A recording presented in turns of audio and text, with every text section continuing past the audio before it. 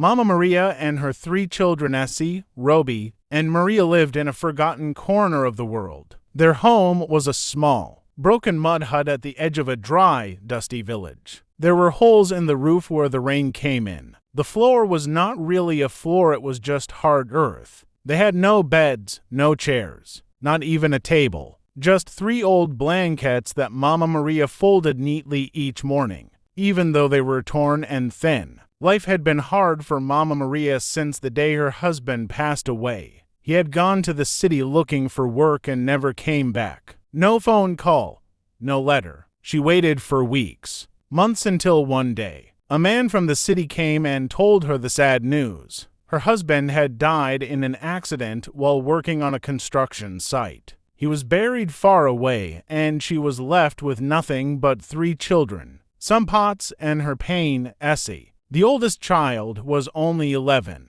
but she acted like a grown woman. She looked after her younger brother Roby, who was 9, and little Maria, who had just turned 5. Essie was thin, her face older than her years, her eyes deep with quiet sadness. Roby had stopped laughing a long time ago. He was serious, always thinking, always worried. Maria, the youngest, still had some spark in her. She didn't understand the depth of their poverty, but she felt the hunger, and she cried when there was no food. Every morning, Mama Maria left the house early. Before the sun rose, she would wrap an old scarf around her head, kiss her sleeping children on the forehead, and step outside with a small tin bowl in her hand. She had no job. Her job was hope that someone in the village would need help, maybe washing clothes, digging in the garden, or collecting firewood if she was lucky. She'd earn a few coins. If not, she would come home with nothing but tired feet and tearful eyes.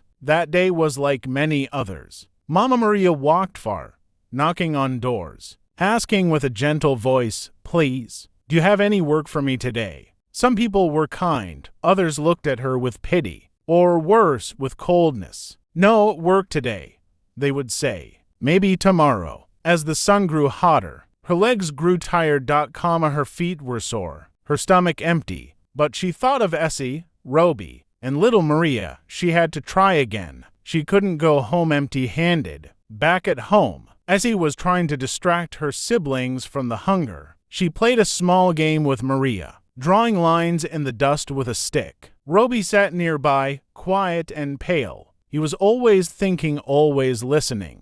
"Do you think Mama will bring food today?" Maria asked, her small voice full of hope. Essie smiled, but it didn't reach her eyes. "Yes, I believe she will." She didn't really believe it, but she had to say it. She had to be strong. When Mama Maria finally returned that evening, she was limping. Her feet were swollen from walking too far. She had a small plastic bag in her hand. Inside it was a plate of cooked food, which was her pay for that day.